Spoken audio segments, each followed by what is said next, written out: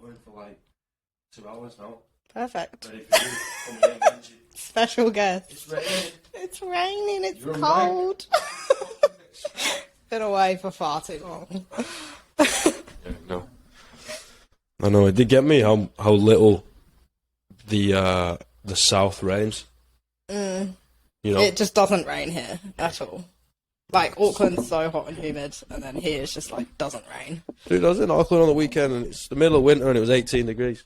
Yeah, I know. That's not okay. You know, I was walking around, like, sweating. It's horrible, eh? I honestly can't deal with Auckland in winter. Like, you go up there thinking that it's going to be, like, at least cold, and you're, like, walking around in, like, a jumper and you're sweating. No. Yeah, I can't do it. No. It's too much. But then I come down here, and I'm like, oh, I've just left 18 degrees, and I arrive at 2, and I'm like, I can't do that anymore, you know what I mean? I'm like, I'm fucked. I'm fucked either way. Even at the gym yesterday, I was like, me and Chris were like, just can't get warm. This is disgusting. Oh. Like, doing calories on the bike, like 3 sets in, and I've still got my jumper on. Like, this is not okay. I remember coaching at a gym that was basically a shed back home, right? And I'd coach the morning class, and it'd be like 6 a.m. And I'd have to row 5k to warm up. That's disgusting. I was like 3.5k in, and I wasn't sweating. It was -6 inside. That's so rough. I was like trying to hold on to the bar. I'm like, we're doing techers work. I'm like, guys, just move around, mate. Just keep moving. You know what I mean? Like, I'm not hitting halfway down in a squat. Like, my knees will just tell me to go fuck myself. Yeah. And I was like, what, 18, 19? Like, never mind. Like, the 60-year-olds, like, coming out, ready for the bloody post office shift. And they're like, mate, just move around, mate. Yeah, I don't know. I can't. We used to do it in Queenstown. Like, Sunday morning, we'd be, like, rolling around at 10 a.m. And it's like, yeah, -3, -4. You've done, like, an hour of, like, full fighting in your pajamas, and my toes were still frozen. I was like, I don't want to do this. This is not okay. Yeah, because you just don't wear anything. You just wear a little bit of a, you know, it's like a nightie, innit? And then you just roll around with one another. Pretty much. Yeah, Like, that's what we do. We just wear our pajamas. And, yeah. So what's that like? Because that must be fucking cold, but it also looks like it'd be fucking hot in summer. Yeah, it's like the two extremes. Yeah, like you do get, like, in winter you do get warm, but it takes a while, and like your toes and your fingers are just still frozen, and then winter's just like unbearably hot. Summer's just unbearably hot. Like, it's gross. Just like soaked through. Like, Do you ever just like say fuck it and sack it off in the summer and just? Yeah. So generally we do called no-gi in the summer. So like you're basically in your leggings, and the boys wear like board shorts and a rash vest. So you just do that in the summer, but you're still sweating. Like, you're kind of soaked through. The mats are like slippy and slidey from all the sweat. It's pretty gross. Like a slip and slide. Like a slip and slide. You see people like, you know, like do like a run and fucking slip and slide across the mat. It's like certain mats are like more slippery. That's got to be the most hygienic thing I've ever heard. COVID friendly right here. No, but that's a good point. Like, weren't all the like martial arts gyms like back in when we were like socially distanced? Yeah, so there was some like kind of like underground gyms that were going like all the way through, but we had to stop for like quite a few months, and then it was like super cleaning, making sure all the mats are, you know, clean, and you know, everyone's kind of like making sure that hands and feet are all clean before you're coming on the mats, because otherwise, yeah, like when you've got people's sweat dripping in your mouth, it's not so. But yeah, there was like, I think like the martial arts gyms went back, especially here, like a lot sooner than like all the like kind of normal gyms. Like everyone was like social distance, and we were like rolling around in our pajamas and in each other's mouths. But I think because like contact sports, like as soon as rugby could go back, we were like, okay, let's go. Yeah, fuck you. It's the same. Which is the same, and obviously New Zealand being like can't stop people playing rugby. Yeah, yeah. So it was like, okay, like we can do jiu-jitsu. That's cool. I mean, that's all it is. It's just jiu-jitsu with a ball, right? Yeah. With a couple more people and mud rather than slip and slide in sweat. But no, it was super weird though, innit? Because the fitness industry wasn't uniformed. Like I was working in a commercial gym at the time in the first lockdown, or coming out of the arse end of the first one, and it was like, oh, we're taking away all high touch areas of like New Zealand, whatever the standard was. I was like, okay, great. Isn't that every fucking piece of equipment in a gym? I was like, no. The only thing we're getting rid of is the foam rollers. Yeah. The only person using a foam roller is a 12-year-old kid smacking his mate. You know what I mean? What about the dumbbells? Are they not high touch areas? A barbell or a bloody machine? It's like, no, just the foam rollers. You're like, what? Yeah, we were the same. So it was when I was in Queenstown, and I was working at the pool, and it was like council run pool. Okay, we're going to take away all, like high touch points. So any like kickboards and equipment that, you know, multiple people are touching. It was like, okay, just no equipment. And then like limiting people per lane, and you're like, but they're still swimming past each other and basically spitting in each other's mouths. Yeah. Everybody pisses in the pool. Yeah, but at the same time, like, chlorine just kills everything, so why we were... Maybe, that's a really good point. Maybe to cure COVID, we should have just all had a chlorine shower. Maybe. I don't know. You know what I mean? I didn't get it until way after I'd stopped working in the pool, so maybe that was... Yeah. Maybe that's it. Maybe. Everybody just needs to get in the pool. There wasn't... it was people, the guys that were, like, not swimming who all got it. Like, I was swimming most weeks and didn't get it for ages, so maybe. I don't know. It's a weird thing. It's got, like, people have definitely got different levels of immunity to it, you know what I mean? Like, there's some people that have got it, like, 3 or 4 times, then other people haven't even got it once. Yeah. Some of my friends have, like, only just got it now. And I'm like, but you've been working in, like, public buildings and, you know, like, taking, like, some precautions, but, like, not really. And you're like, how have you only just got it? And, some of my mates have, like, when they actually got COVID, like, that week wasn't too bad, and then they're, like, not had asthma or anything, but then had, like, really bad, like, breathing problems, and, like, coming back to, like, sports has been rough.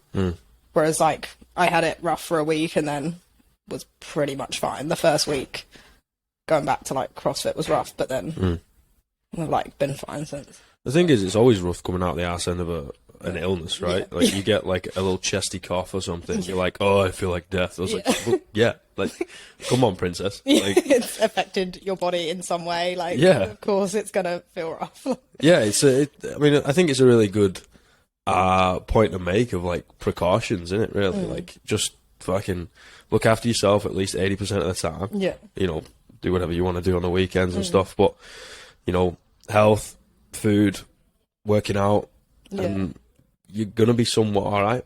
Yeah. If not, whatever. You'll deal with it. And, like, if you get sick, you get sick. It's the same as, you know, some people get a cold every winter. Like, it's the same as, you know, what we've been through the last 2 years, really. Like, some people have had it worse, but some people also, you know, are worse from a cold. Like, men are just, you know, get man flu. Excuse me? I can only say that because my partner had man flu, like, 2 weeks ago. Yeah, most of them, like... And he was like, you're not fit, like, you know, I was with him every day, and he's like, you're not feeling rough, and I'm like, I don't feel great, but, like, you know, can get on with my day, whereas he was, like, in bed all day for, like, 4 days. No, it's true. I think it's a mentality. This is going to sound super dumb. This is going to sound really dumb. Go on. I think illness is a mentality. Okay. You just got to say you don't get ill, you know what I mean? Just don't get ill, and just plough on through. Although, there's, like, a lot of the time, maybe 40% of the time, you actually do have to look after yourself. Yeah. Take a step back. Yeah. Take the foot off the gas. But I'm one of those crazy motherfuckers that just tells himself he doesn't get ill. No, don't get sick. Just keep training, eating food. And it'll be okay. Whatever. Yeah, I got really ill the other month, though. Oh. Like, I just couldn't get up off the floor. I was like, what the fuck is going on? It was actually quite funny because my mate who I was living with at the time, he just looked at me. I was like, "You're the strongest guy I know, and you can't get your fucking ass off the floor." And he was just there, just laughing. I'm like, dude. What were you doing on the floor in the first place? Like I couldn't stand up. Every time I stood up, I got really like lightheaded and like super weak, like I was gonna pass out. And yeah, it was a weird one. Like I'd woke up in the middle of the night, like throwing up big style, like 6-7 times. Like I'm like, I got now in me. What the hell am I throwing up? A kidney? Yeah, that was a weird one. And then I was just like smashing back some water and salts and stuff like that. You know, whatever you can get in you. Sometimes it will knock you for 6 and 24 hours later you got to get up, put your big boy boots on and be like, fuck this, let's go. Yeah, shit needs to get done. Yeah. It's like I walked Rapaki the day after COVID.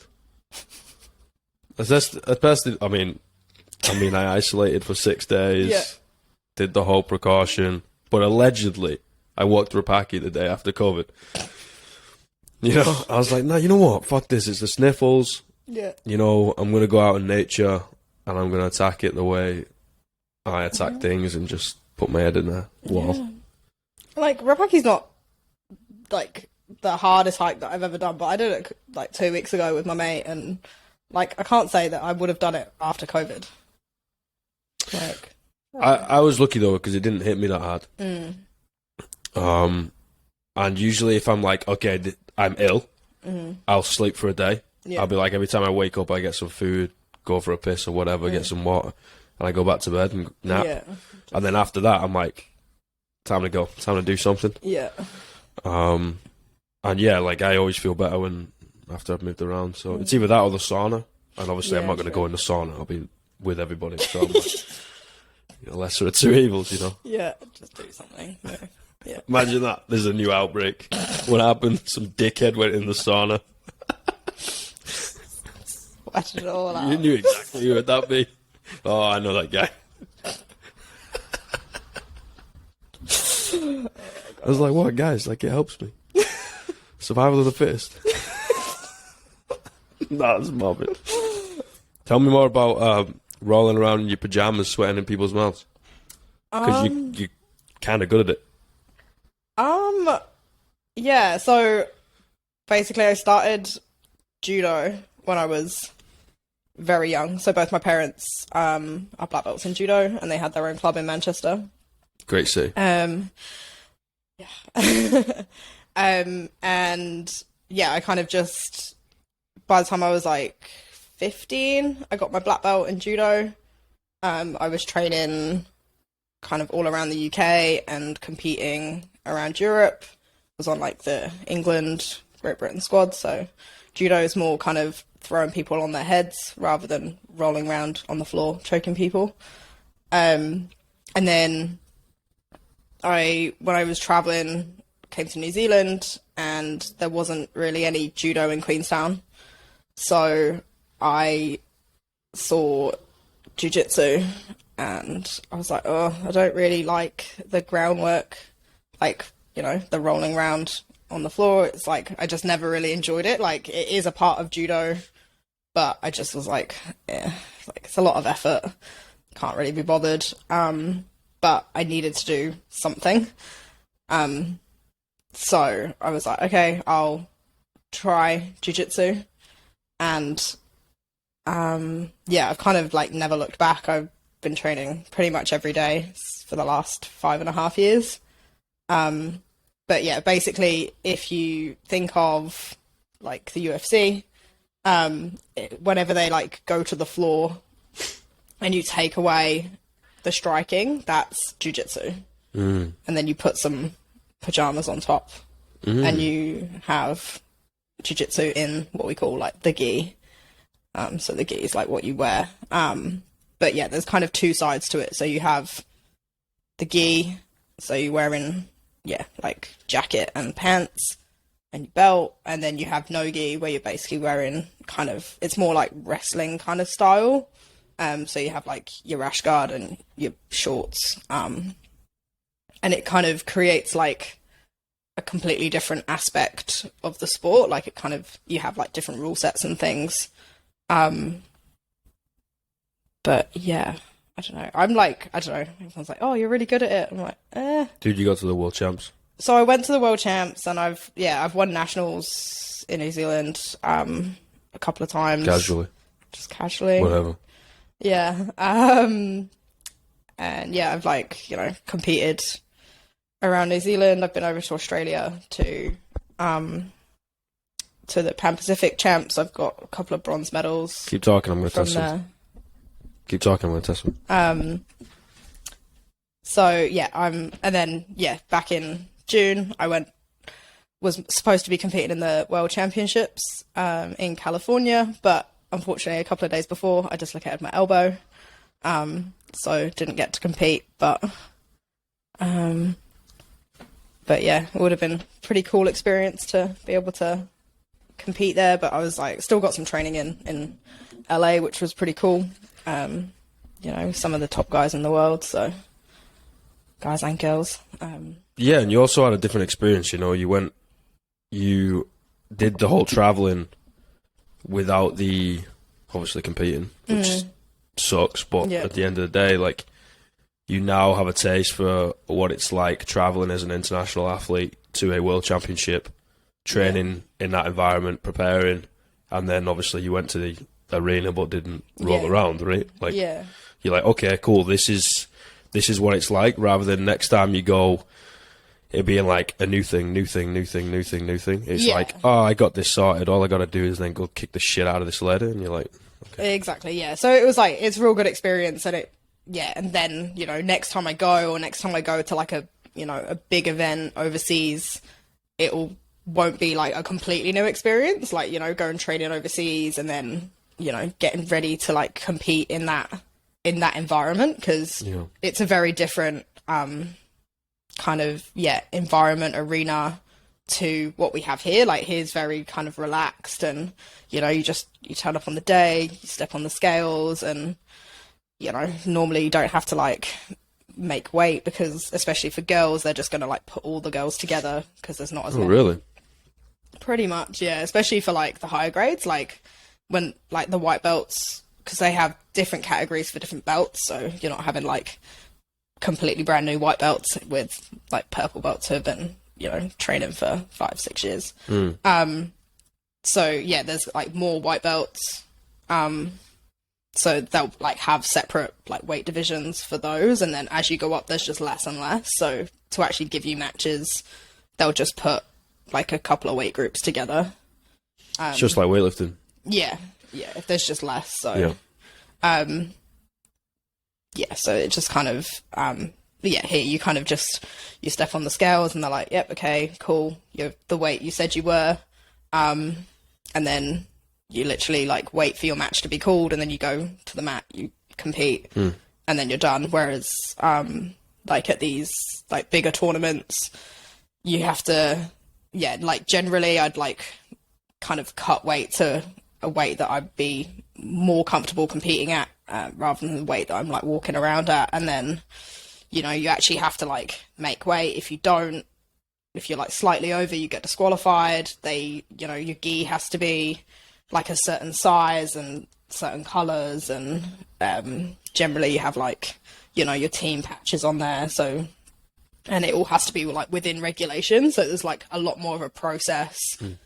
They've got specific warm-up area, you have to wait in the bullpen, so you're like there in like this little fenced off area watching all these people compete before you, and then you get like walked to the mat, you're like guided to the right mat by a person, and it's like a racehorse. Yeah, pretty much. And then then you're there, and it's this like big arena, like people, like so many more people watching, and it's just like a completely different environment. And if you've not like experienced that before, I think you could, I suppose the same as any other sport as well, like you just wouldn't perform the way that you would like in the gym or whatever. Like, I suppose I'm quite lucky that I've competed at a higher level in judo. So that's, although it is a new environment, it's not at the same time. Like, I've had that pressure in an individual sporting environment. So, like, everyone kind of says to me, they're like, you just look so chill and so calm when you're going out there. And it's like, but I've done it so many times before, and the kind of external kind of pressure like isn't there for me. Like I have a lot of like internal pressure. Like I put so much pressure on myself to have a good performance and to compete well. But I kind of have learned to like block out that external kind of pressure. Whereas I feel a lot of people are kind of like, oh my God, like if, you know, my coach is watching me or my partner's watching me or my parents, and like they just expect me to like do well, and then they kind of like freak out, and or they're kind of expecting, you know, from themselves as well. But and yeah, I think as you compete more and as you experience that environment more, then you kind of become more comfortable with it.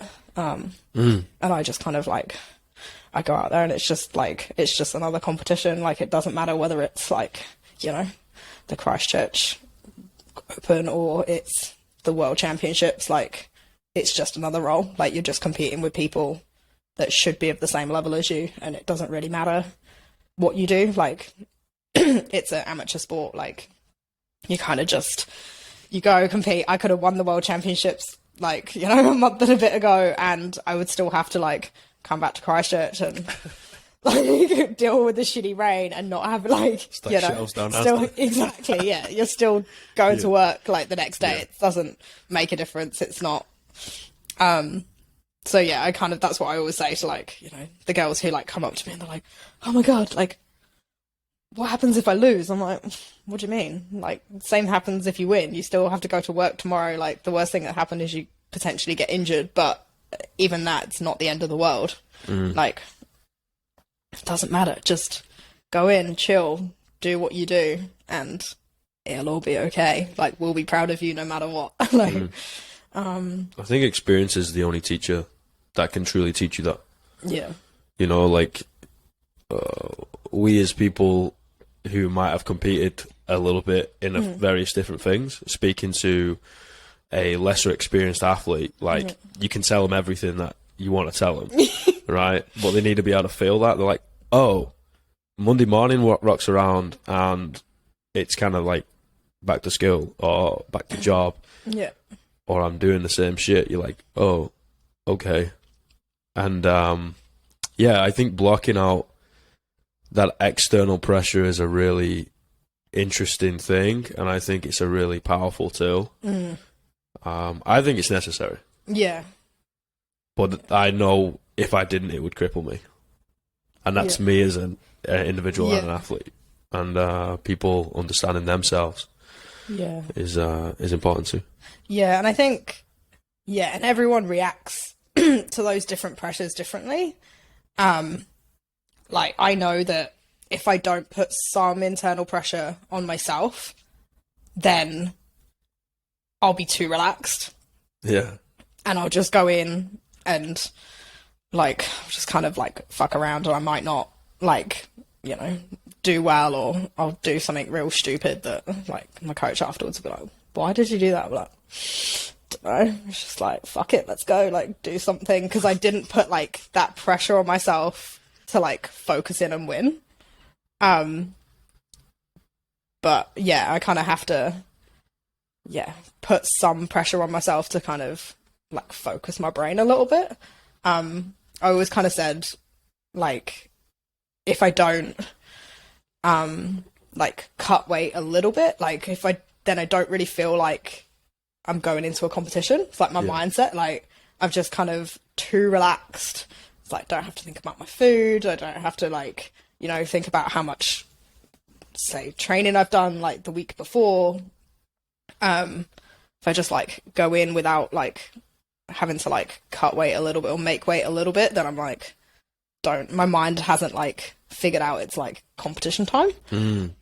So even, like, you know, if it's, even if I don't have to, like, you know, lose a massive amount of weight, like, that kind of week before, I'll eat like a bit healthier and I'll train like that, like a little bit more than I kind of need to, just so I like kind of feel like I'm in that weight, not like weight cutting, like, you know, in MMA where they like go into the saunas and stuff, but just like losing that little bit of weight just so that my mind is like, oh, I'm actually doing a competition. Like, you actually need to like... Yeah, that little switch. Get your ass in gear. Yeah, because it turns off stresses from life, right? And you're like, oh, now I need to focus on this. And then I'm an athlete for the next week or 12 hours or something. And then I can be all the other characters that I play as well. Yeah.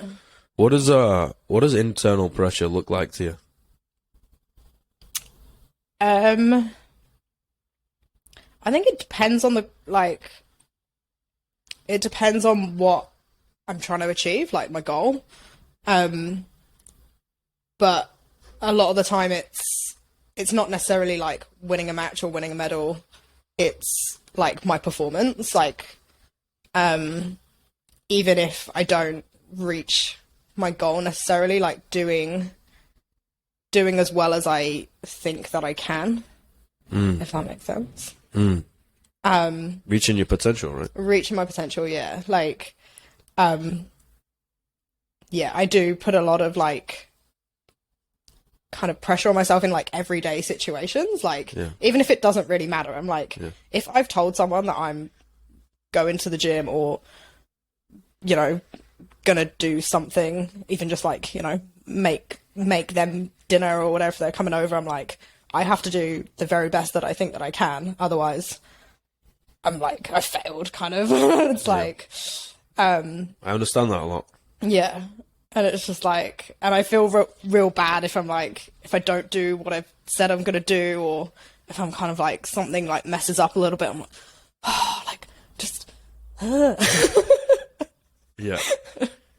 Yeah. I think it's balancing on a knife edge, putting that pressure on yourself, but then also having zero expectations. Yeah.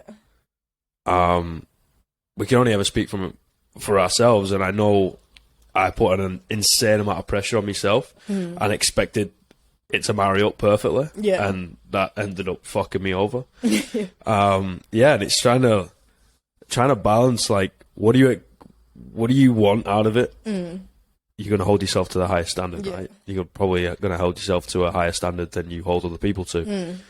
But then expecting nothing. And kind of focusing on the input rather than the output, because the output has so many more variables that cause it, right? Yeah. Yeah, it's just, I don't know, I think, like, from a young age, it was always, you know, my dad especially was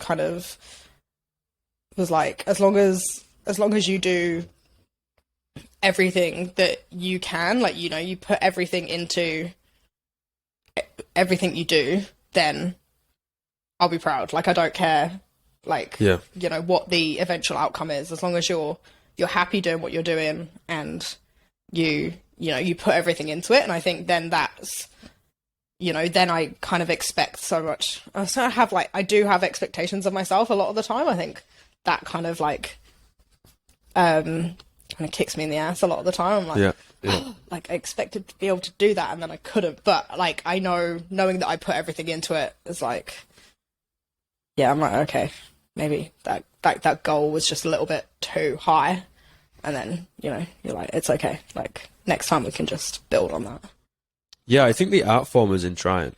You know, is in figuring it out rather than seeing like a replay of something that was perfect and be like, oh, that's so poetic, and like art in manifestation, people, you know, rolling around in their pajamas. But I think it's in the trying, you know, whether it succeeds or not. You're like, that is an art form. Yeah, for sure. You know, like you wouldn't. I mean, they say the Mona Lisa's got like 200 different smiles, right? You wouldn't look at one of those smiles that isn't the finished product and be like, that's not art. That's not art. I don't know what it is, but it's not art. You'd be like, no, it's just not the final piece. Yeah. Yeah. But athletes don't do that. No, ever. Because it's kind of like a mental illness, being an athlete. Yeah. The shit that goes through your head is not normal. No. Yeah. But we love it. Yeah. Like, I don't know, like, whoever thinks that lifting heavy barbells above our head, you know, on a daily basis would, like, you know, and, you know, sometimes failing and sometimes, Yeah. you know, fucking being so disappointed because you can't lift the same weight as you did the day before, like, but, like, that's what we find fun, and you're like, why? Or, like, you know, like, rolling around in your pajamas and not being able to, you know, choke someone or armbar someone, like, you know, and it's, but you still go back for more, and you're like, why? Like, why? Yeah. Like, what is it that's dragging us back to, like, it does feel like a bit of a... I think there's beauty in self-induced suffering. Yeah. You know, trying something that's hard and getting dished failure. Like, you hate it and you leave and you want to throw your toys out the pram and be like, I'm never doing this shit again. Yeah. But then it gets really addictive because you're like, I can do it. Yeah. And then once you feel a little bit of success, i.e. you successfully choke someone out, right? Win a match, do a move, or lift a barbell, and you're like, oh, I fucked up. Because now I'm really addictive. Yeah. And then you just get hooked. And I'm really glad you brought in the bar, because it's people overcoming that mental barrier, right? Of like, this is not wise. No, it's not. Like, the floor is hard. The weight is hard. You're a soft object. Yeah. And you're putting yourself in between two hard objects. And now you're trying to do it at speed. No, it's not clever. Yeah. You know, rolling around with somebody on a mat and trying to choke each other out. Yeah. Not clever. Not clever. Don't do it. But we still do. But we still do it. Because I think you learn a lot about yourself, man. Yeah. I think you learn a lot about yourself in those self-induced suffering times. Yeah. I don't think it's the only way to understand yourself. No. But I think it deals you a card that you've never seen before that was hidden in your back pocket. And you're just like, oh, shit. Oh, this is how I naturally react in certain ways. Oh, okay. Or you're like, oh, that fucking skeleton's been in the closet for a while. Oh, shit, I didn't even know that affected me in certain ways. And I also think creativity does the same thing, but that's on a different side. But there's so much beauty in fucking suffering. Yeah. And I think you only really learn from suffering. Yeah. Like, you know, they kind of, like, it's kind of phrase thrown around in jiu-jitsu. It's like, you win or you learn. And I'm like, no, you lose. But I kind of get the sentiment, but like there is losing, and losing sucks. But at the same time, like, you know, from that kind of suffering or losing or whatever, like, that is the only way that you grow. Fuck yeah, and that's the whole point, right? That's what you're striving for, is like, to be different. Winning all the time, or, you know, you're dealt these really great cards. You know, you kind of look at people who've kind of, their family have had a load of money or whatever, and, you know, they've never suffered, they've never, you know, had to struggle, and they get to adulthood and they're like, I don't know what's going on in the world. And, you know, you see people who have struggled, or their family has, you know, come from a not great place, and they get into the world and they understand, like, what's going on around them. And I just think that struggle and that kind of suffering puts you in a much better like outlook on the world, and you kind of understand where you're going and you grow from that. Fuck yeah. Like, way more. I think it's really important to give it to kids too. In whatever way, just make them do hard things. Yeah. You know, I really love the. It's a bit of a controversial point because of Will Smith. You know, it's from him, but whatever. Everyone fucks up. He told a story about when he was a kid, his dad made him and I think a sibling build a wall, right? And it took him like a year, and they knocked down a wall and rebuilt it. And just that meticulous, hey, I'm going to come in, I'm just going to lay a brick. And then tomorrow I'm going to come in, I'm going to lay a brick. Yeah. And it's difficult. It takes a while, and it's boring at times, and you're going to hate yourself and hate the thing, and you're not going to want to do it. And I think you have to make kids do stuff like that, and I think sport is a great way of doing it because they can get the social side too and the health. And yeah, I was just going to say, like, you know, like, without, you know, like, not a parent, but, like, I think depriving kids is maybe, and, you know, unless you're kind of really not well off, like, it's obviously not the thing to do, but I think giving them that struggle is so important. I think sport is the one, like, the most positive thing that you can do to, like, you know, give them that struggle. Yeah. You know, you don't want to intentionally, like, deprive kids, but like, I think it's the most positive way that they can learn that, like, the struggle is there and only their work can help them grow. Yep. Like, that was, you know, if you don't put in the work, then you're not going to get better. Yeah, and also it teaches you that failing is okay. Yeah. Yeah. You know what I mean? Like, oh, okay, you didn't win. Great. Yeah. But whether you won or lose, tomorrow you're still going to train.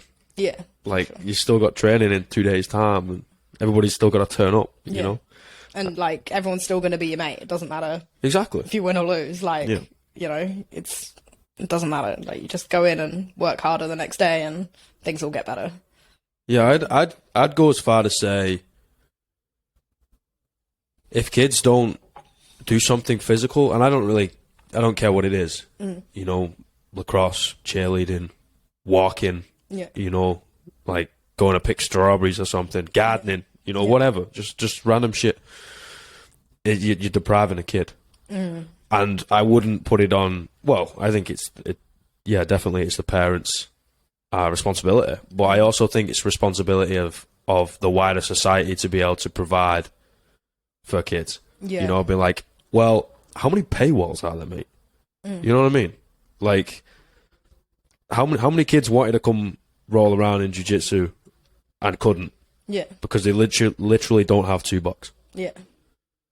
Yeah. And, like, it's something that, like, we're trying to kind of encourage in, like, our gym here. It's like, if you are really struggling and you can't afford it, like, just come and see us. Just talk to me. Like, we want to provide opportunities I fucking love it. for people to get better. Like, we were talking just the other day, like, we want to send, there's a few, like, teenagers that are doing really well at our gym at the moment, and there's, you know, they're training with adults, which is awesome, but they're, like, you know, 14 to 16, and they have so much potential, and we're like, do you know what, should we just pay for them to go overseas and train where we were training in LA? They've got an athlete's house that they can stay in, and just train there for 3 months.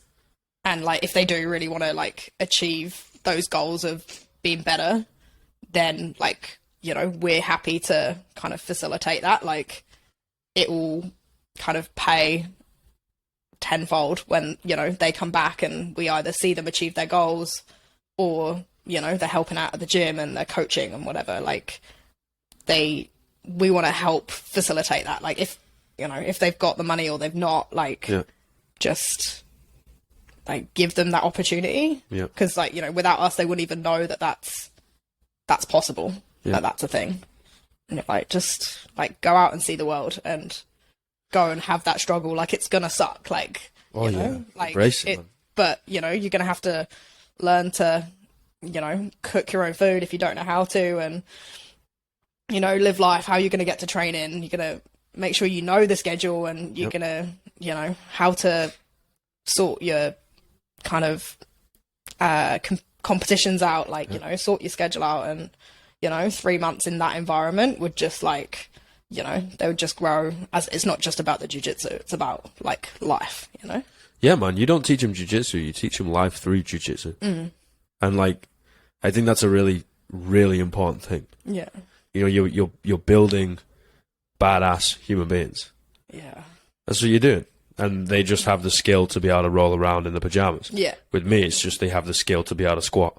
Yeah. or throw a bar, or throw a wall ball, or walk on their hands or something. But it's way more than that. Like, it's the mentality. It's 100%. You teach them getting life. over those struggles. Yeah. You're their role. Yeah, man. You're the counselor. You're their first port of call, model, their coach, their best fucking friend, their worst enemy, their worst critic, and also their biggest cheerleader. Like, you're literally number one.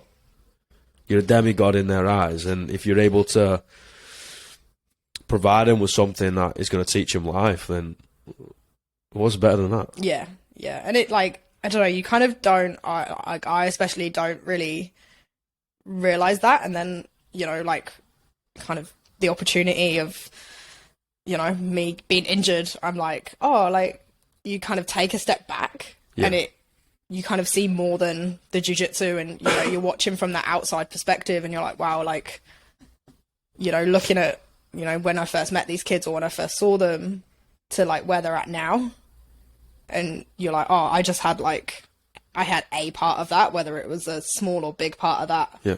It's pretty cool to see. But it's also your demeanour and how you'll walk around. Is it dojo? Yeah, can be, yeah. Ignore my ignorance. I'll come in one time. I'll roll around. Yeah. Just don't choke me out. It's a big thing. I got a bit of someone goes to my neck, I kind of flip. Yeah. So it's probably a fear I need to address. It's a PTSD thing. Don't worry about it. But usually I'm like growing up in the hood. in the west side of Manchester, yeah, fucking bastards. But what was I saying? Oh yeah, it's also your demeanour. Like, I've noticed from coaching, if you're having a bad day, the room's having a bad day. For sure. Yeah. If you're having a good day, the room pulls themselves out, even of the worst day, just from your demeanour. Yeah. Because it's really weird.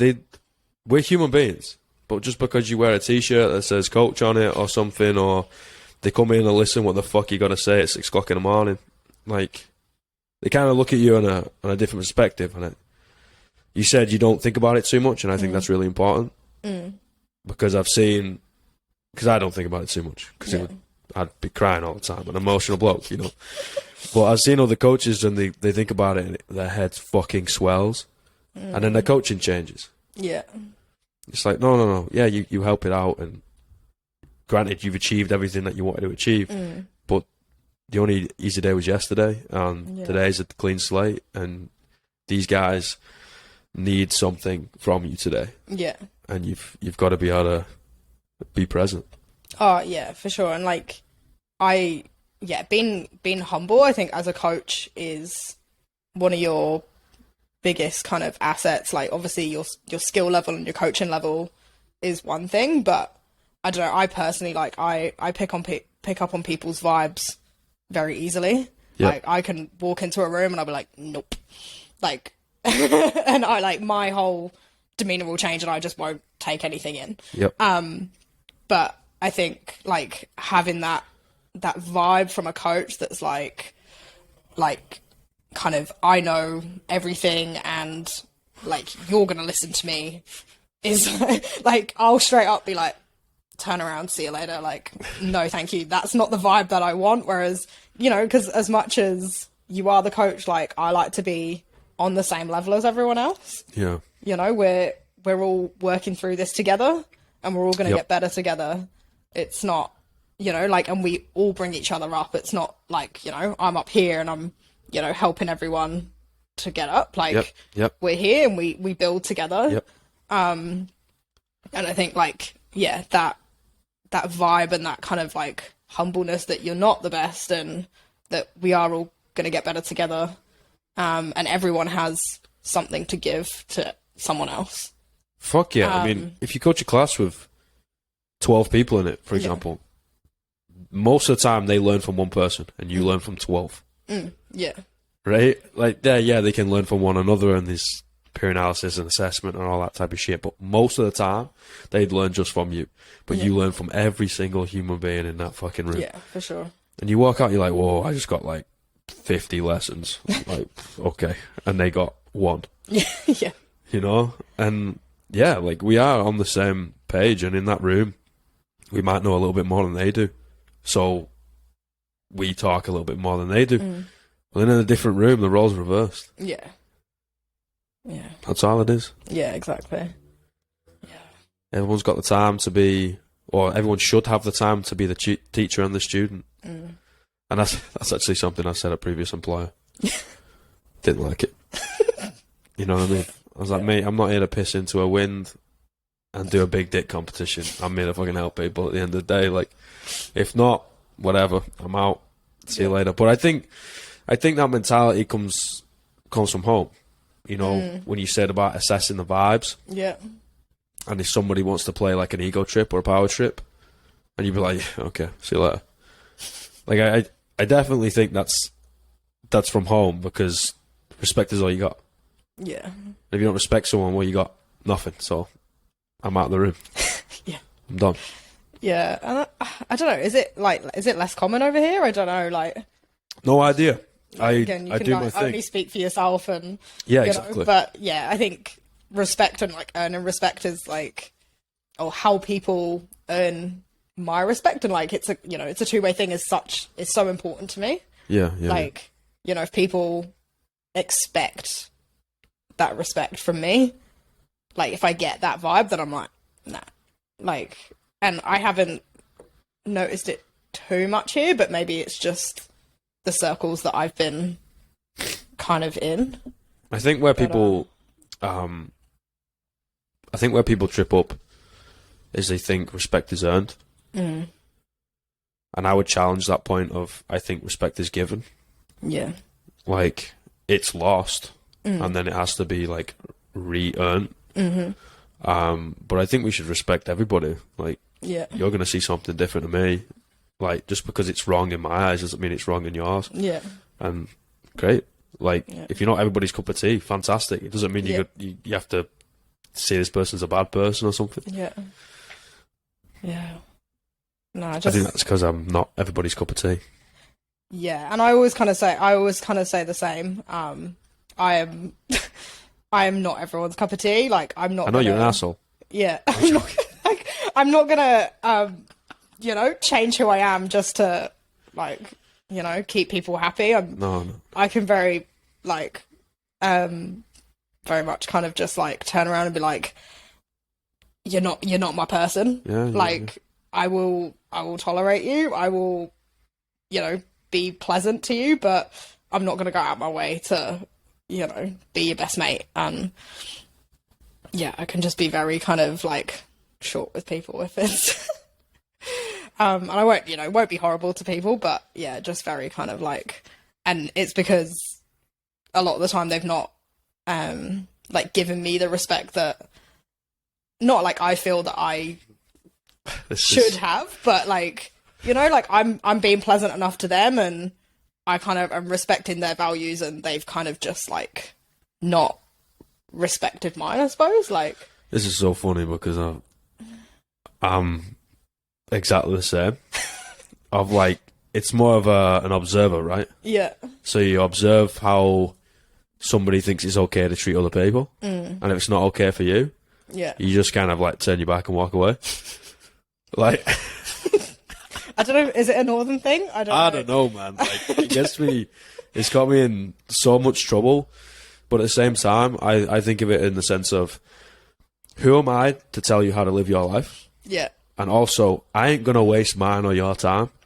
Yeah, definitely. If we ain't gonna gel and vibe, then I'm gonna go do my thing, and you're gonna go do your thing. Yeah. And if you're gonna get your knickers in a twist, then whoop-de-fucking-do. Yeah, let's not waste either of our energies trying to blend this thing that's not gonna work. If it's gone, dead in the water, it's dead in the water. Just see you later. I'm just, and at the end, it's a really funny thing because people get really upset with one another, but at the end of the day, everybody is so contactable. You literally click 4 buttons on a touchscreen, and you send somebody a message, and they could be in any time zone, any place of the world, and they get so pissed at one another. It's like, just send a text message, turn up at the door, ring the mobile, do whatever. You know what I mean? Just get it out, address the elephant in the room. Communicate. Yeah, there's so much. I think yeah, like nowadays it is so easy to contact someone instantly, but there's so much like lack of communication. Oh, mate. Like, you know, like I could text, you know, my mum, like, you know, she's on the other side of the world, and I could just send her a text and be like, hey, like, give us a call. And within 2 minutes, she's calling me. But, like, people kind of not fall out with each other, but they're kind of like, there's something going on in the background, and then there's no communication. It creates this, like, massive kind of drift, like, apart. And you're like, all you had to do was send them a text and like life would be good, but they're kind of, oh no, like they're pissed at me, I'm not gonna, you know, communicate with them. And all it takes is that like kind of connection together, and you're like, the problem wasn't actually there. Yeah, it's just kind of, yeah, because we're both looking at it from different angles. Yeah. And you know, we could be seeing completely different things, and you might even have to agree to disagree. Yeah, but you don't know that until you've actually communicated and talked about it. Yeah, I was never good at that, mate. No. Like, I don't know if it's well, it is definitely a male thing. I don't want to use that as an excuse. But I think it's a male thing just because they don't really know how to understand differences in emotion. Yeah. So it's either like, you kind of got three heads of the triangle of, you know, depressed, happy, or aggressive. You know, I didn't even know what fucking anxiety was. Yeah. I thought it was nerves. Yeah. Never heard of anxiety before until I was like close to 20. Yeah. You know, and I'm like, what the fuck? Like, no, I think that's, have you seen Brené Brown?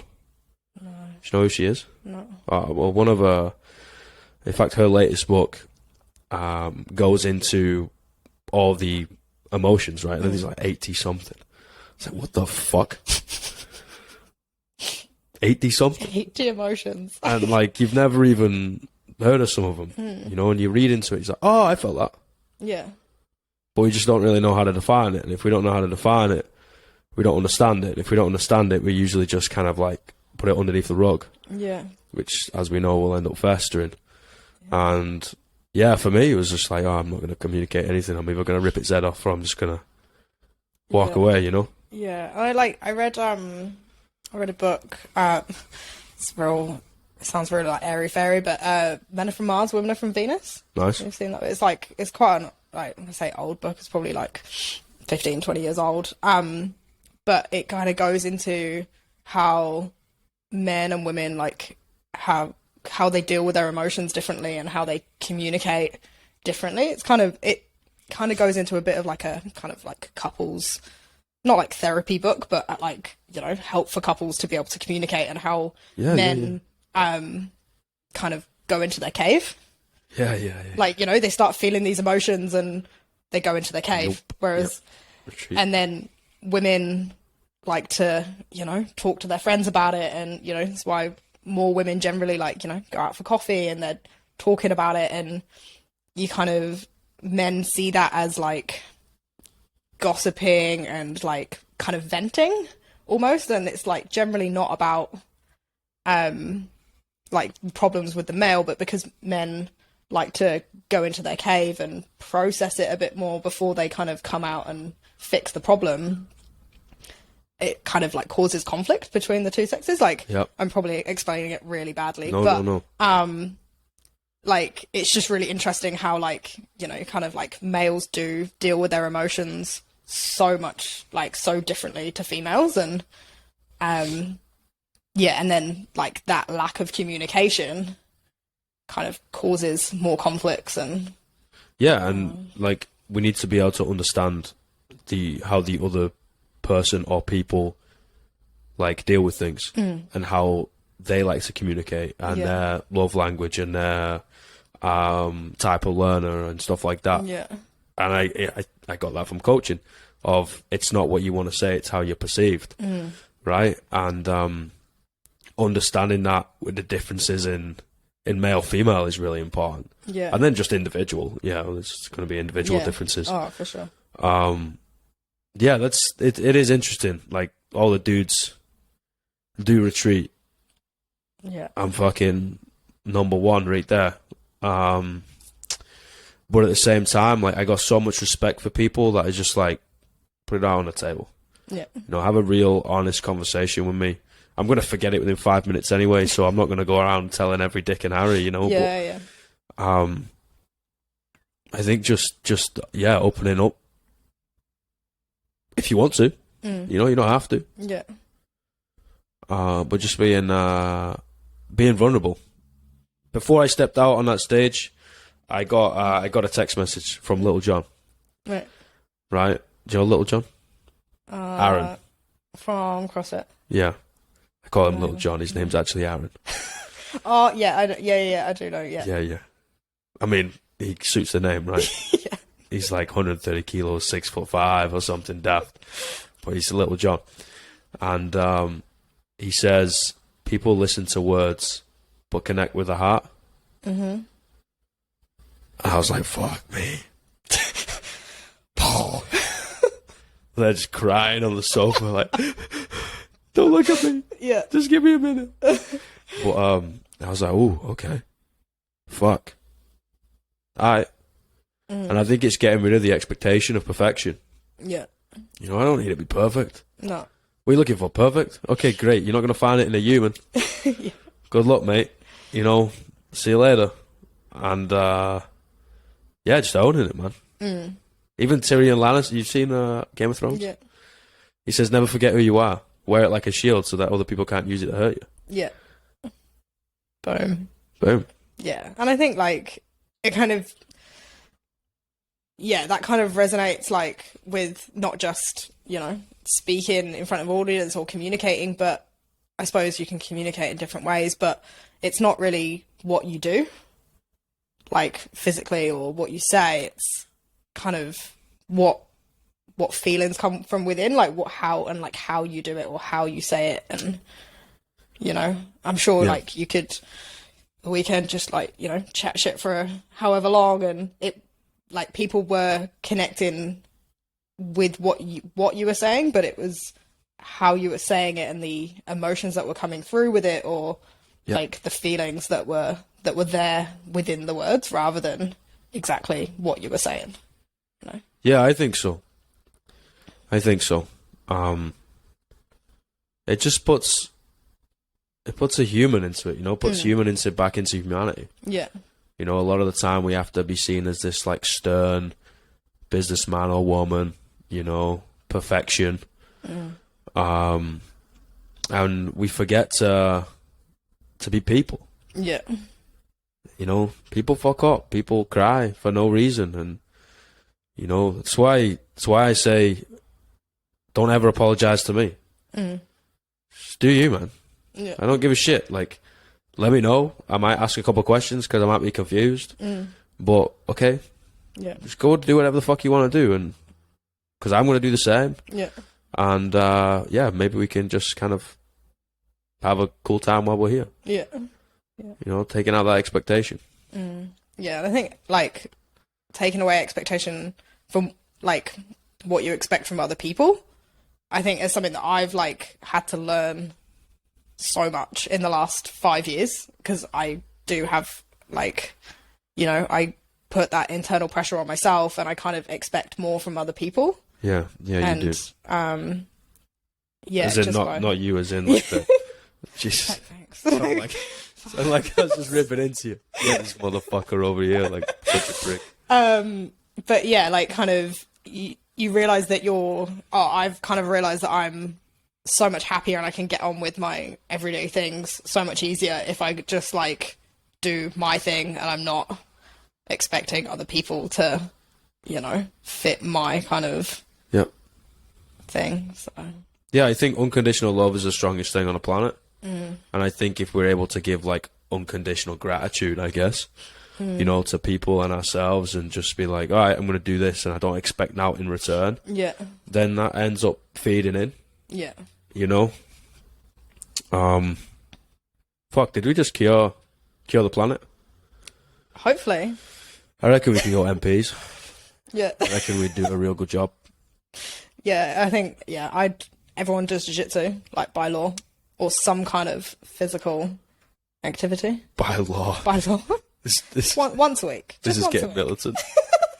We didn't even bring it up for 5 seconds, and we've made a dictatorship. This motherfucker over here. Jesus Christ. 3-day work week. Yeah. Yeah. I would say no tax, but also the country needs to run. Yeah. So no tax. Fuck it. No tax. Whatever. Yeah. I remember when my dad first had the tax conversation, when he told me that like the tax man would take 20% of my wage. Did you think it was a man? Like actually knocking on the door? No, I was like, I wasn't like super young, but I was like, 12 or something. And he was just like, the tax man's going to come and take 20% of your wage every week or whatever. And I was like, that's bullshit. Yeah. Like straight up, like that's not okay. Like I've worked real hard for all of my money, and you're just going to take 20% away from that. And then he kind of, so I had like, your chores every week, and it was like, would take off like a little bit of money. Did you have to pay tax as a kid? Like No. teaching me the way of the world, Well, this sucks, eh? Like, That is amazing. just like a little bit of rent each week, just to like, That's so smart. But yeah, I genuinely was like, this is bullshit. Like, I'm gonna go cry for an hour that someone's taking my hard-earned money away. Yeah, it is. It's a really weird concept to first understand, right? Yeah. And then once you actually walk around, you're like, oh, that pothole getting fixed. Yeah, You're or like, like, oh, the this makes NHS, sense, the and, like in NHS. the UK or ACC, and you're like, Yeah. oh, I'm actually really thankful Yeah, when I get it's, paid 80% of my wage Yeah. because I fucked up at jiu-jitsu. Or, Fuck yeah, I don't care. Like, I'm so thankful for ACC or for the NHS and, filling in those potholes and whatever. But yeah, I remember as a 12-year-old, I was like, that's shit. don't worry about it. If he knocks on my door, I'm going to kick his head in. It's like, come on. Yeah. Back it in now. Yeah, I think that's a really cool idea. And I'd also, it's funny because I was thinking about that one day when I was driving. You know when you have some random, you go to some weird places. I was like, if I had a kid, how would I teach him money? Right? And yeah, I kind of came up with the same thing, but multiple different structures of like, I'd give him like an investing tax. Yeah. And like a saving tax and a tax and just be like, oh, this is how you all split it up. Yeah. Because it's to get out of the working class mentality of paycheck to paycheck, right? And have you worked paycheck to paycheck before? I'm sure you have. Like, come on. Yeah. That sucks, mate. You're like, oh, fuck, I got nothing on me. I got nothing. I'm gonna have to like sell something, suck a dick, or pinch something to pay this rent, right? And you're like, I got $0 or pounds, and I think it's really, really important to introduce that at a young age. I think I would have understood that more as a kid rather than like come in and do numeracy or maths or algebra or surds or some shit. And I'm like, dude, I don't think it's something that like I've noticed, like, as I become an adult, it's like I'm in this world, and apart from like, the last 5 years, I had no idea how to set up my own business or, the idea of like tax. Like I obviously worked it out when I started working, but if my parents didn't teach me that stuff, like, getting a lease on a house and, mortgages, like, even now, like starting to think about mortgages, like my housemate, it works in property and got his own house, and he kind of like explains it, and I'm like, what? Like, if I learned that in school, like that would make life so much easier. Like running a business, like the amount of like tax and different things that you've got to pay just to earn your money. You're like, I had no idea about that. But it's funny though, right? Like you ask around, hey, did you ever learn about this in school? Did you, whatever? Or did you learn it from your parents? And maybe because I'm a skeptic, it's always the bottom that never learns about it. And somewhat in the middle, higher-ish middle, and the upper, they're like, oh yeah, we had finance class in school, or we learned we did business studies, or me dad or me mum owned something and taught me, and I'm like, dude, I know. Yeah, we had business studies classes, but it was like as an option. So 17, right? Yeah, I think as an A level you could do business studies. Yeah, 17. Yeah, I stopped doing maths at 16. I've not done maths since 16. Yeah, I failed my first year of maths A level. Dude, how fucked is that? Yeah. Like everything we need to be able to. Yeah. I've but not done I don't think we were I don't know, it was all kind of like algebra, and I was like, this isn't like Pythag and shit. Yeah, I was like, this is not relevant to me. I don't and I could kind of just switched off. I did it because my mum kind of gave me options of what I had to do, and I was like, okay, I'll do maths because that's what I've got to do. And I by Christmas I was like, I can't do this. My teacher was like, I think you should drop it. It would be better for your other, your other options. The A level. The A level. Holy fuck! So I had to do 4 A levels. So yeah, my mum was, one, right? And then I dropped one. Yeah. So my mum was like, well, you've got to do maths or English, and then one of the 3 sciences. Oh, Jesus Christ! So I ended up doing biology, chemistry, maths, and PE. And then I dropped maths by Christmas. Nice. Because I really wasn't doing very well. And then just did PE and biology were obviously my 2 same favourite kind of subjects, and then chemistry kind of I had to do, and it was useful. I probably would have done a language or something if I actually had full choice, but yeah. I dropped PE. Really? Yeah. Why? Just I dropped it A level because we were getting examined in a sport, and that was a massive part of the first year. And at the time I didn't have a sport because I was injured. Oh, okay. I royally fucked my neck and my head. I had real bad concussions, real fucked up neck. So I'd stopped rugby for I'd say around about a year, just before, maybe just under. And I was kind of just hitting the gym. Yeah. And they're like, yeah, well, you need to go in depth into a sport, then you're getting assessed. And I'm like, I don't have a sport. Yeah. I've played sport all my life, but I don't have one. I'm fucked. I'm trying to keep function of my legs. I think it's actually really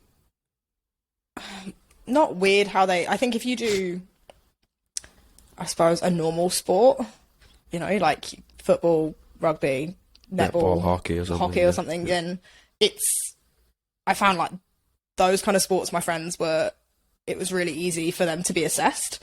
I was obviously assessed on judo, which none of my teachers had any idea about, and it's a multifaceted kind of sport that you need all kinds of different things for. And when it came to, you had to do movement analysis, and different things, and netball, you're kind of you're only, if you're analysing a shot for netball, you're only really analysing 2 joints, right? Your shoulder and your elbow, or 3 if you're getting your wrist involved. Technically. Whereas for judo, it was a full body movement. So it was on multiple axes, all these joints moving, and, the muscles around them. And it was just I was like, why am I doing this? What am I doing? And I ended up I passed, I got an okay grade to enough to get into uni, but what's okay for you? I think I got a C. Okay. If you would have been I got an okay grade, I came out with an A. No, I got in A level, I got a C. Yeah. I think I got an A star in GCSE, but that was just because I was competing overseas, and I managed to and then biology, I like biology, so I got a D in my GCSE PE exam. Yeah. But I just don't think the exam system, especially in the UK, I don't know what it's like here, it is right for everyone. If you're dyslexic and, got ADHD traits, sitting down in an exam room having to, answer questions that in a sport, like, you know, PE or whatever. Like, it's hard, man. Like, yeah, it's a memory test, and my memory is god awful. Yeah. I mean, I was lucky because they did 60%, 40%, so 60 practical, right? Yeah. And I ended up getting full marks. So I came into the exam, if I didn't answer a question, I'd have got a C. Yeah. So I was lucky I came out with an A, even though I fucking got a D in my exam. But now they've flipped it, which is, like, I was speaking to my little sister, she does PE, and she's a bit like me. And I'm like, that's great how they're kind of pushing, you know, the theory side as well, but I think you've got to then create different ways of people getting assessed. Yeah. Rather than you're all just going to sit in a fucking hall for... Yeah, I think, just the way they, examine or assess people, like, I think nowadays, like, we should be so aware of different learning styles and, like, you know, people's different personalities, that there should be... Yeah. You know, I know it's hard for, like, everyone to be assessed individually in this, you know, huge school system, but I think there should be a couple of different options for people to be assessed, or, you know, like, more than just a physical and a, like, theory exam. Yeah. You know, like, splitting it 60-40, like, practical theory is, okay, it's cool, like, there's two different options, but, like, you know, you've got people who genuinely know what they're doing and not achieving their potential because they fuck up when they sit down in an exam room. Like, yeah. That was me in history. Yeah. Fuck.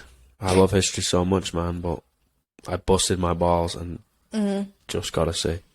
I think I failed my history GCSE. I'm pretty sure. I always tell this story, but I had so much potential in history. Like, my teacher was like, you know, you've got all this potential, like, you know what you're doing, you just can't concentrate. Like, you're sat up next to other people and, you know, you're chatting away and you're like on another planet. And Is this the one where they put you in your, like, own little cube? So they put me in, like, behind a wall. So you've got, like, a square room, and then halfway through the room there's, like, these two walls that come in. So, like, everyone's in this part of the room, like, on their tables and chairs. Like, tables are, like, 6 people, and then the teacher's at the front, so everyone can, like, see through this gap between these two walls to see the whiteboard. And then I get put, like, behind the wall on, like, a single exam desk. That's amazing. So I couldn't see anyone.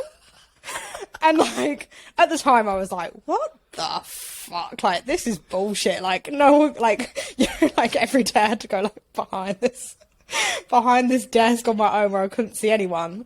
And on it, but to be fair, like, my grades went from, like, you know, basically failing because I just didn't listen and didn't do anything to, like, I was doing reasonably well. I think I ended up getting, like, a B in some of my papers, and then when it came to the exam I was like, just couldn't remember anything. But no, the exams are rough because they're like, I had a history exam that was 3.5 hours long. Yeah. And when you have to write, like, essays and stuff in the exam, like, if it's, like, you know, a couple of sentences, I'm like, okay, yeah, sweet. Like, I can remember small pieces of information, but yeah. like, linking it all together, like, writing an essay, like, doesn't make sense. My brain's just like... Dude, I can't concentrate for 3.5 hours now. Like, I mean, we can sit here because we're comfy, we like, stretch around, we talk shit, right? And we have a copious amounts of caffeine. But, like, if I've got to sit straight, not talk, concentrate... Dude, no way. Nah. I can't do it in 15 minutes. Nah, even just, like, at home trying to do, like, different bits of stuff. Like, I was sending a few emails, doing some admin for the gym the other day. I'm, like, sat and I, like, wrote an email, sent it off. I go to make a cup of coffee. I come back and I'm like, then I'm putting my washing away. And then I'm like, oh, I forgot about my coffee. So I'd, like, you know, put the coffee and boiled the kettle. And then my housemate's like, George, did you want your water in this coffee? And I'm like, oh, yeah. Oh. She was like, what were you doing? I was like, I put the washing away, didn't put the drying rack back where it's supposed to be. And I'm, like, halfway through an email. And, like, I'm like, I can't even concentrate to, like, sit down for an hour and, like, finish my list of emails. It's just like, But I think that helps. You know, yeah, like for me, I need multiple tabs open, multiple things open. Yeah. So whatever kind of inspiration I get in that moment, I'm going to do work on that. Yeah. That's why I say when they're like, oh, when you're working today, I was like, I'm always working because I'm always doing something. yeah, It's just, I can't sit down. Like sometimes I sit down and write 16 weeks, 6 days a week, 16 weeks. That's a fucking lot of programming. Yeah. Other days I can't finish a day. And I'm just like, all right, I've got a book open where I'm writing shit down if something's going around in my head. Yeah. Or I've got like my emails open or whatever it is, right? Yeah. And you just like, I think just balancing that, I mean, it helps me, but for other people, that would just drive them nuts. Yeah, my dad used to go crazy when he used to call me half a job Jordan. So I'd like, That's you know, gonna my one chore was, it's stuck in my house already.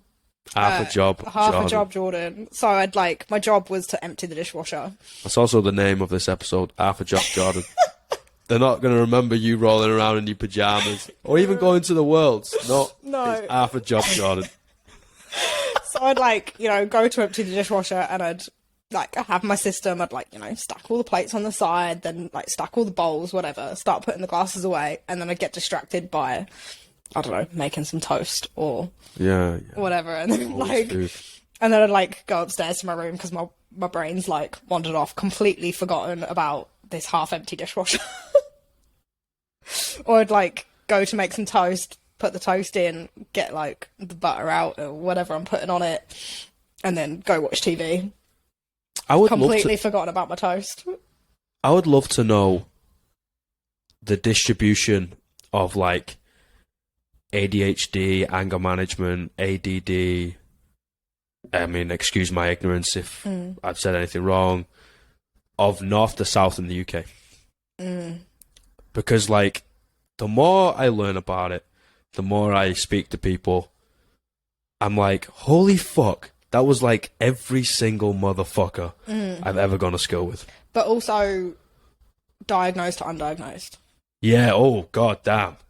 Because like that's unbelievable. Wise, because you know, like you kind of, we talked about it last time in the Unheard episode.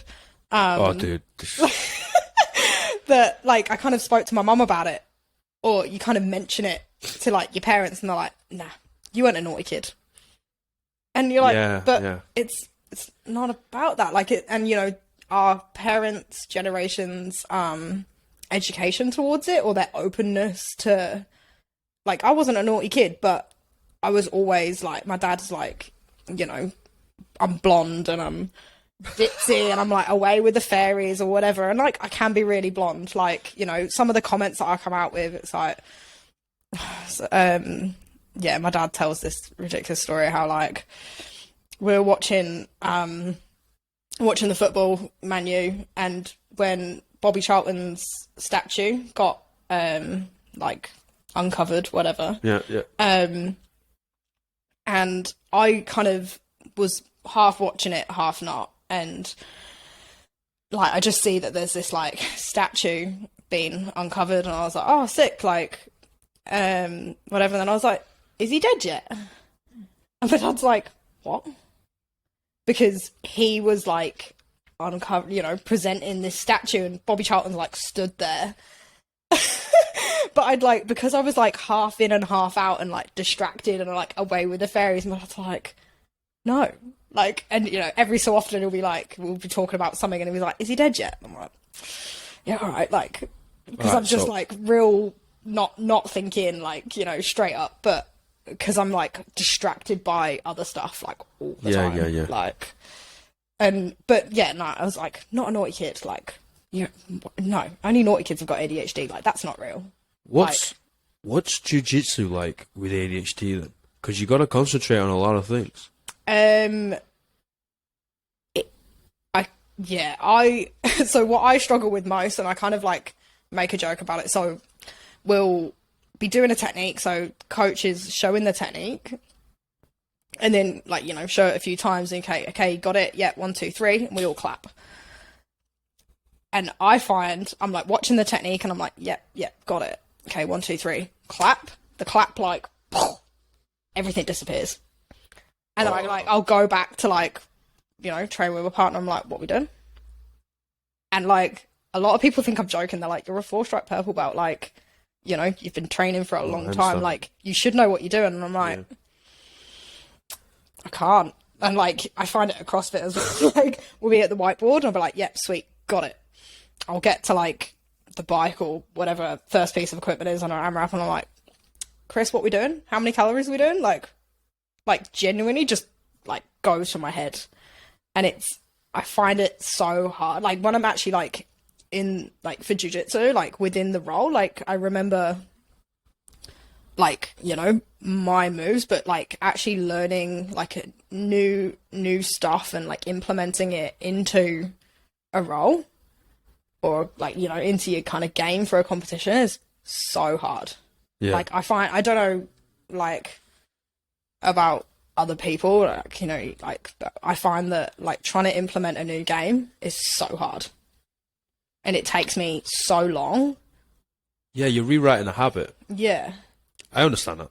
And like, I have to like really like repeat and like for judo, like I found that we're a lot more kind of, it's a lot more of like a process, I suppose. Like we kind of, you do your drill, no resistance, and then you kind of gradually build the resistance, and in like different situations you're trying to do the same thing, and then it goes into like your full kind of sparring.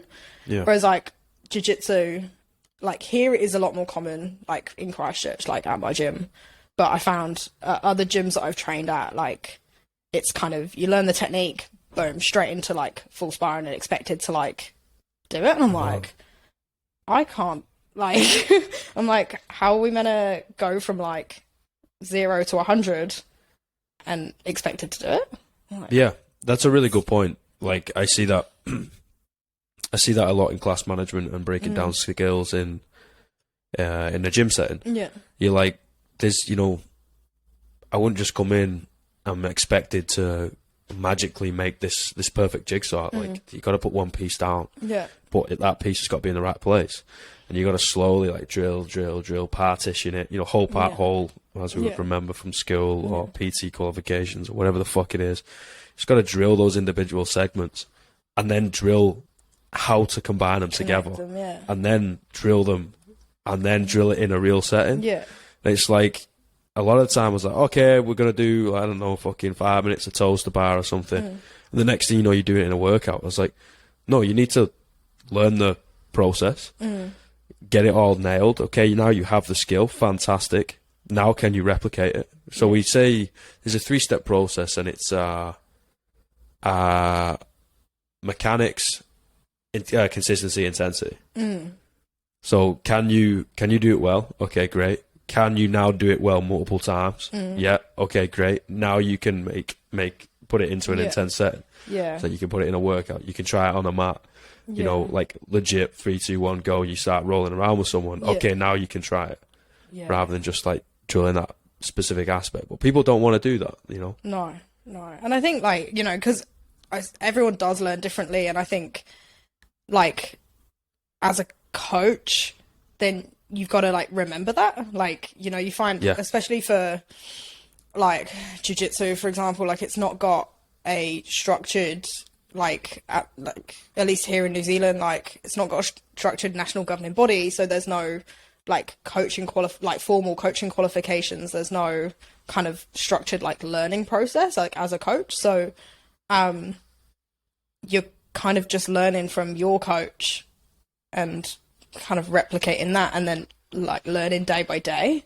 So I think like for your coach to like know that there's different learning styles and like how to actually like implement that in their day-to-day coaching is really hard if you've not, like, I was super fortunate that my dad worked for British Judo and he ran coaching courses. And I've literally been learning to coach since I was like 13 years old. I'd just like go to work with him on the weekends and I'd be his dummy, and he'd be throwing me around and teaching me subconsciously how to coach. And then, you know, consciously teaching me how to coach when I was, you know, 15. And I learned so much from that, like, you know, structured coaching process. And, you know, my dad kind of saying, like, you know, this is because he went through, you know, it was his job, and he went through like different coaching processes and did degrees in sports coaching and elite sports coaching. But I think here, like, it's not always taught that, you know, different people have such different learning styles. It's just, you know, you teach the technique. Ta-da, this is how you do that. And it touches on the difference between an instructor and a coach. It was actually one of the first episodes I ever did. Was I got really pissed off with people thinking of the same thing and just coming in and reading from the board and just been like, okay, now do it. And I'm like, where's the coaching? You've not coached shit. Yeah. You've read. What do you think? You're pretty? Like, did they pay you to fucking look pretty? I was like, what, to wear fucking Lululemon pants or Nike shoes or something and then just read off the board? Like, everybody can read, man. Yeah. Do something. Yeah. You know? So, I think, well, it's an art form as well. Coaching is an art form, and I think it's a Pandora's box. The more you learn about it, the more you realise that you don't know anything, as everything in life is. But, man, I fucking love it. Yeah. Yeah. I find, like, I'm, like, again, like, you know, stepping out of it because I'm injured, I can't do as much, like focusing more on my coaching rather than my training. Like, I realise that I'm my kind of real self when I'm coaching. Yeah. And kind of, I have my own personality that I think I lost for a few years, but when I was traveling or when I wasn't coaching as much, I kind of like lost my way a little bit and wasn't me. And, like, you know, you put a shitty relationship in the middle there, and, like, you know, I feel like now I'm back to where I was before that. And I'm like, when I'm coaching, it's like, no, this is where I'm meant to be. And, you know, you can kind of not so much like perform, but you kind of, you know, you're putting on a bit of a show for people, and you're like, oh, this is me. And again, like, if you don't like it, tough shit. This is what you're getting. Like, I won't be super PC and I won't, you know, coach the same as other people, but, like, this is what you're getting and this is me. Do you find it hard not to swear when you coach? A little bit. I'm not as PC as I probably should be. Like, it depends. Like, if I'm teaching, like, a seminar to people that are not from my gym or I don't know as well, then, you know, you kind of have to, you know, watch your language and stuff. But I will swear a little bit when I'm coaching, not like a lot, but or use kind of certain terms that I probably wouldn't say in front of my mum. You know, like, you know, just to describe certain movements, like the girls take the mick because there's like a movement to like pass the guard. So the guard is like, if you're trying to like get past someone's legs to like control them, you kind of have to do like a little hip thrust. Hey, no. So you just, you know, you got to give it like your extra inch. I don't know if you've seen that like James Smith video, but you just give it your like extra inch if you're like doing them from behind. And like, I wouldn't say that in front of, put your little extension lead on, you know. Yeah, like you wouldn't say it in front of my mum or certain people, but I'm like, it gets the desired effect, right? They're like, oh, I know what you mean. And just like little things like that, and you're like, you know, you do like a little sass roll or a little like stripper squat, I don't know. So yeah, like, but I do, like, because, you know, a lot of the people that I'm coaching, I want to relate to them. And let's face it, nowadays, you know, people from 18 to 40, you know, that's the kind of language they're using. Yeah, and everyone's fucking. Life. Everyone knows what that is. Everyone's fucking. And, you know what I mean? You know, like, you kind of, everyone wants to know that you're passionate about your coaching. And let's face it, like, when we're passionate, we kind of use, like, you know, just want to fucking do something. And that's the northerner in you. Yeah. Yep. It's not aggression, it's passion. Yeah, like, I would never, like, you know, you'd know if I'm pissed off with you. And whenever I'm, using that language, I'm not doing it in an aggressive way, and it's not towards anyone. It's just to emphasize what we're doing. I'd even go further down that point. Yeah. Because people think I'm probably definitely less PC than you. Yeah. Right? Which is true. And also, like, I'll just fucking say whatever. I don't give a shit. Like, who's in the class? I don't care. It's all just going to say the same thing. Apart from if I'm coaching, like, real young kids. Or if someone's going to personally take an offense, no problem. Yeah. I'll change things up. It's my job.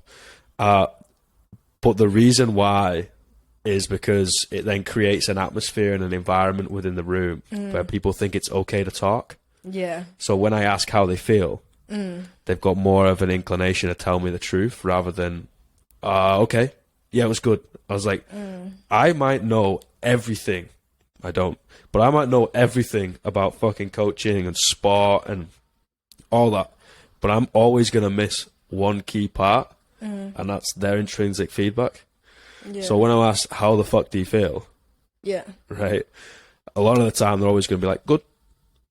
Yeah. And if you keep pushing them down that avenue, we could potentially harm them, right? Yeah. And I think it just, like, relaxes everyone. It relaxes them.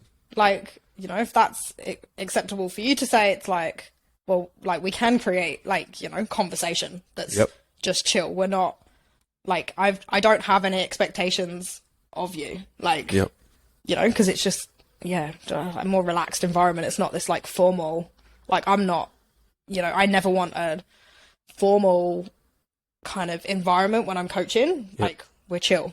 Like, as long as we're all learning and as long as we're all having fun, then do what you want. Yeah. Like, you can laugh, you can cry, you can swear if you want. I don't care. Yeah, like, when it's game time, I'll let you know. Yeah. You know?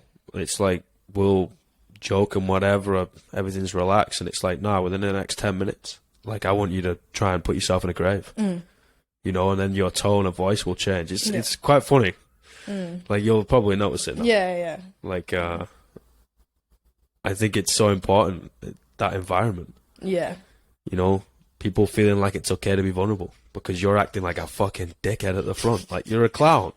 Like, oh, well, if they're just, like, wumping around willy-nilly, then, oh, okay, fine, I can be myself a little bit. And the guards come down, the masks come off, right? And that's also, that's our job, you know? Like, people, and that's the only struggling. way that you actually, like, get to know other people. Therefore, you can coach them better. And, like, if everyone's just like, oh, yeah, I'm all good. You're like, oh, okay. Like, you know what you're doing. And kind of, if, like, people actually ask you, like, what's going on? Like, that doesn't look right. Like, what's going on? Like, you could do it last week. Like, and they're like, oh, no, it's all good. It's all good. It's like, well, it's fucking not. It's like, well, don't lie to me. Yeah. Like, yeah. Okay, strike one. Yeah, and then, like, we can all get better, right? And again, it all kind of comes down to that, like, communication. Yeah. It's like, oh, yeah, no, it's all good. That's lack of communication. Yeah. Because there's no feeling or emotion. Like, you're not telling the truth. Yeah, and what would you prefer? People to respect the role that you play or respect you? Respect me. Yeah, like, I mean, if I come in, I'm always stern and I demand respect for the role I'm playing, then okay, great, but they don't respect you as a person. No. And any little thing that they're going to get, any little time that you drop the ball or anything, they're like, okay, I lost respect. Yeah. Now you can't help this person. Yeah. Don't come in like fucking swinging dick like I'm the big man on campus. It's like, no, in fact, you're the bottom right now because they come first. Whatever's going on in your life, whether you're injured, whether you're going through like a stressful time, whatever, you're hungry, sleep deprived, suck it up, princess. Yeah. Like, you're now at the bottom because these 12 people, 5 people, 1 person that's walked through the door at 6 o'clock in the morning or 7 p.m. at night, they're going to listen to the words that you choose to give out from your mouth. Yeah. And they're going to give you the confidence to put their mental and physical health in your hands for 60 minutes, 90 minutes, 2 hours. It's like... Yeah, and everything you're doing is, like, in that moment is for them. For them. Like, it's not for you. It's not about boosting your ego. Like, you're there to help them. Yeah. Like, it's not about you, it's about them. Yeah. Carl Steadman told me that, one of my I'd say a very close friend, very much a mentor, and he did both my level 1 and level 2 CrossFit. There's that rule number 1, it's not about you, it's about them. Yeah. Shout out. He's not listening. He's got other things to do. You know, talk shit about him. It's fine. Fucking love that guy. He told me a lot. And it was, it's not about you, it's about them. Yeah. You're like, oh shit, okay. Yeah. And that completely changes the way that you coach, like, or it can do, like, in the beginning, you know? Oh, mate. Like North and South Pole. Yeah.